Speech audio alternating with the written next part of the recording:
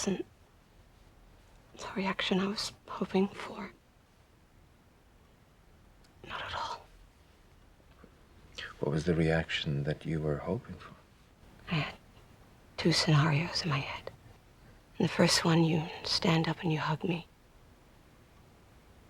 And you say, I love you. I love you too, Laura. I've been feeling this way for a long time. I just wanted you to be the first one to say it. And then we make love. And the second scenario? It's like the first one, but without the sex. We just sit here together.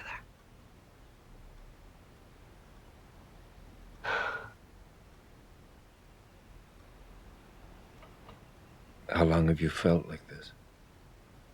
A year. From the first session. I thought it'd go away. I thought it's just an infatuation, that's all. But it's getting worse. You've become the center of my life. With these words, Laura begins a campaign of seduction that nearly destroys Paul's life. But is Laura really to blame? Although Paul is something of a one-trick pony as a therapist, his reaction to this unusual situation is basically correct. I'm your therapist. The parameters and the limitations are established and ethically defined. I'm not an option. That's all for points on the plus side of the ledger. Paul is very quick to sense the possibility that Sophie may be a victim of sexual abuse from the sexually suggestive drawing her coach put on her casts and her offering to let Paul strip her of her wet clothes. So it is surprising that Paul fails to guess that Laura may be a victim of sexual abuse too. Had he been on his game for the year he treated her, he would have been primed to look for the slightest indication that Laura wished to deal with her affliction. Laura is ready to work on her problem, but before she can feel safe to do so with Paul, she needs the assurance that Paul will not be traumatized by anything she says or does, and will not be fooled by any of the cheap chick tricks she has used to hoodwink other men. In a bid to gain this assurance, she tests Paul throughout episode 1. First off, Laura spends the night on a park bench for dramatic effect and smudges her eyeshadow, perhaps by actually crying. Laura also somehow creates runs in her pantyhose. After all, how does one get runs at the knees by simply sitting on a park bench? Laura thrusts out her hand while pretending to stumble, to test whether Paul will play pattyfingers with her, which Paul mistakenly does.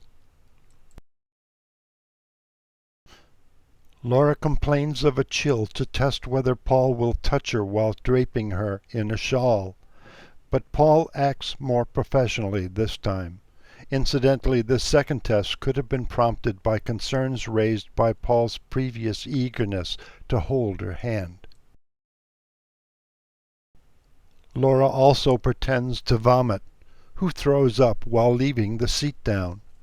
All of this creates the emotional climate for Laura's greatest test of the session, her declaration of love.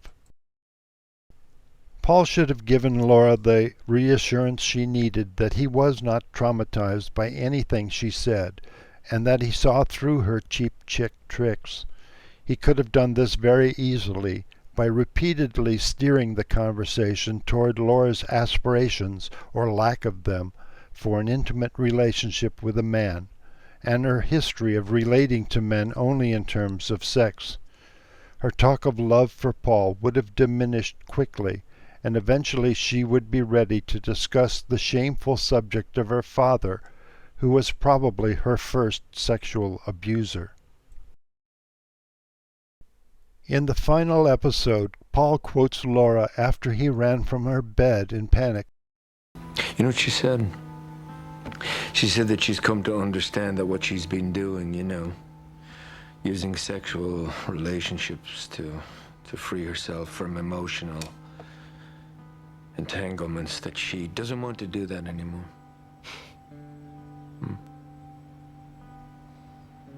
It's ironic. Her therapy with you has been a success.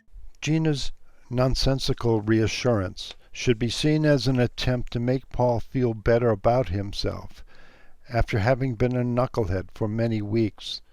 Laura's statement actually indicates merely that therapy on the subject of her sexuality can now begin, which was precisely what Laura tried to tell Paul in episode 1.